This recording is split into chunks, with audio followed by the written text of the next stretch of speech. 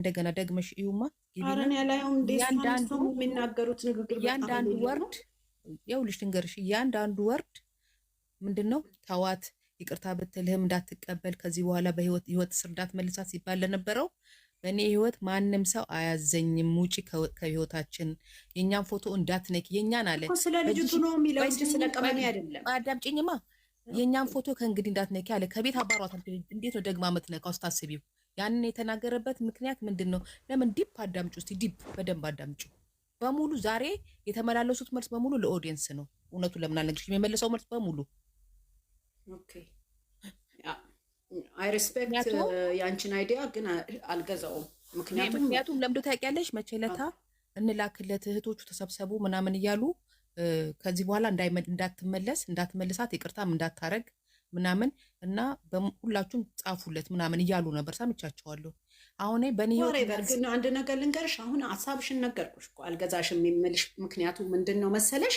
እኔ በማውቀው በሚያወራው ነገሮች በሚያወራው ባለው ነገር ሳየው እንደዚህ ዲፕ ገብቶ እያንዳንዱ ነገር መልስ መስጠት የሚችል በቅኔ ወይም ደግሞ በወርቅና ሰም አይነት ሰው አይደለም። ምክንያቱም ከሚናገረው ንግግር ካሳለፈው 2 ዓመት ነው ማውቃቸው።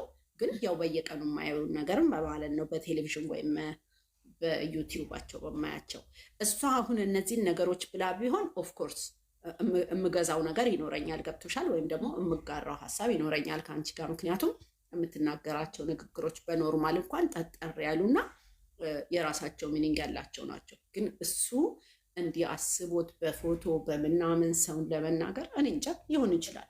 የሚገርምሽ ነገር እኔ እንዳውም 2 ዓመት አይደለም መከተላቸው፣ እኔ ቅርብ ጊዜ ነው መከተል የጀመርኩት። ግን እያንዳንዱ ነገራቸው ግን በሚናገሩት ነገር በጠቅላላ ንግግር ላይ ይችላል ብለሽ ለምትዩ ነገር ግን በጣም የሚገርምሽ ነገር በስራ በኩል ደግሞ ስማርት ናቸው።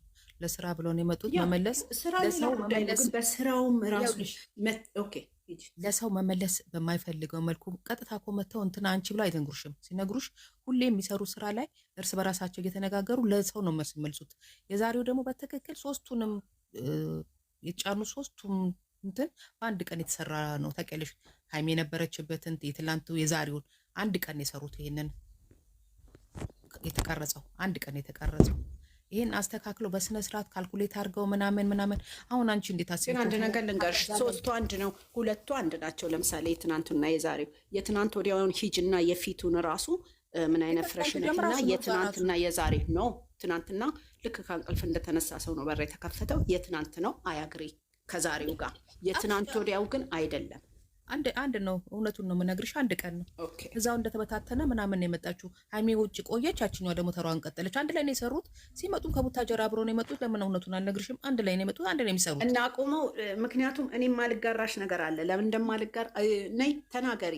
ሀሳብሽን ማስቆሜ ሳይሆን ማልጋራው ነገር አለ እማየው እኔ የኔ እይታና ያንቺ ስለሚለያይ ማለት ነው። እሺ ምንድን ነው? ምንም እኔ ነገርኩሽ እኮ የትናንትና የዛሬ። አዎ የትናንት ወዲያ ግን አይደለም። አዎ እኮ አልኩኝ እኮ ሶስቱንም በአንድ ቀን የሰራው ልብሱን አይደለም እኔ እያየሁ ያለው የፊቱን ገጽታ ራሱ አየዋለሁ። የፊቱን ገጽታ ሂጅና እዩ እንደገና ተመለሽና የትናንት ይለያያል። ሰሚራ ቲሸርቱ ይለያያል። ቲሸርቱ አይለያይም። ቁምጣውና ሱሪው ነው የሚለያየው። ግን ፊቱ ፍሬሽነቱ ቲሸርቱም ይለያያል። ከዛ በኋላ ይለያያል። ቲሸርቱም ኮሌታ ያለውና ኮሌታ የሌለው ነው። በደንብ አስተውላችሁ ይዩት። ኦኬ እሺ መልኩ ነው አንድ አይነት የሆነው። አንድ ቀን ነው ግን የተቀረጸው። እውነቱን ለምን አልነግራችሁም? ግን ሶስቱም አንድ ቀን የተቀረጸ እንትን ነው። መልኩም ይለያያል። ሽሯማና ነጭ ስትራይፕ ነው። እስቲ የፊቱን ገጽታዎች ያቸው ነገርኩሽ። የትናንትና የዛሬ አንድ አይነት ነው። የትናንት ወዲያ ግን አይደለም።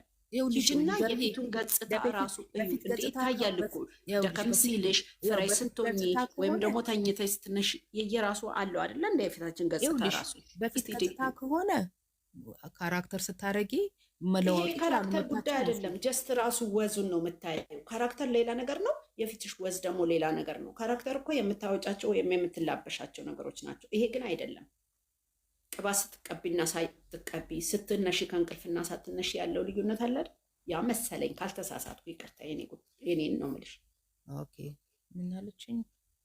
እስቲ ቼክ አድርጊው። እኔ ደግሞ የሚለው ዜር ሴትየዋ ቪዲዮውን ብታየው እቃዋን ልታወጣ እምቢ ብላ ሄደሽ ምናምን ትል ነበረሽ፣ ግን አላለችም። ብላ ሄደች ምናምን ብላለሽ መግቢያ ስትሰራ። አዎ ኢንትሮ ላይ ሰርታለች እንዴ ምን ሆነሽ ነው? እኔ አላየሁም። እኔ ስጀምር እኮ አላየሁም ኢንትሮን ቪዲዮአቸውን አይቼ ነው የመጣሁት አለች እኮ። እሱን አይቼ ነው የመጣሁት ከጎኑ ልሆን አንድ ሃይማኖት ብትሄድ 10 ሃይማኖት ትመጣለች ስትል አልነበር እንዴ? እኔ ቪዲዮ ደግሞ እኔና የልጄ አባት አንድ ላይ እንኖራለን ደግሞ ትላለች።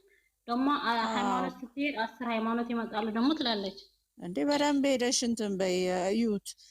እንትኑ ራሱ ቲሸርቱ ራሱ በጣም ይለያያል። በደንብ ገማና ደድብት መንገድ እንጂ ምንም ከቀየርማ ቤት ውስጥ እንኳን ቤት ውስጥ ሆነው እነሱ ሌላ ቦታ ሲሰሩት መኪና ውስጥ እያስቀመጡ ይቀይሩ የለ እንዴ? ምን ችግር አለው ልብስ መቀየር? ግን እንትን እንኳን ሲሰሩ ትላንትና ሃይም ሲያስወጣት በጣም የገፈተራት አትንኪ እንደዚህ ይላል። እቺ ልጅ ላይ ግን ትላንትና መቼ ከትላንት ወዲያ ሃይም ስትመጣ እቺ እርጉዝ ናት ነፍሰ ጡር ናት። ፕላስቲክም ቢሆን እርጉዝ ናት። አዎ ለድራማ እንጂ ፕላስቲክም ቢሆን እርጉዝ ናት። ስለዚህ መገፍጠር አይችልም። እንጃ ብቻ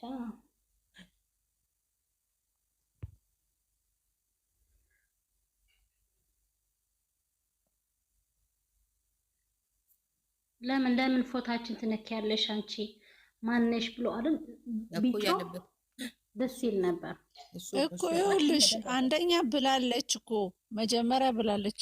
ራሷ እኮ ስትናገር ነበር አጸዳለሁ ብላለች። ያው የተናገረችውን ነው እያረገች ያለችው። ግን እኔ አሁን የሱ መቆጣት ወይም መናደድ ንዴት እንደዚህ አይደለም። 30% ነው ተናደደ የሚባለው እንጂ 100% ስትናደጂ ኦቨር ተወጫለሽ። ወይም 90% እንኳን 10ም ንዴት ቢተው አልቻለም። እንዲህ አይነት ንዴት አይታይም። እኔ ሴቷ ትናደድ የማረገውን አውቃለሁ። ዕቃ እንዴት እንደምሰብር ራሱ አውቀዋለሁ። በጣም ኦቨር ንዴት ካለ ማለት ነው።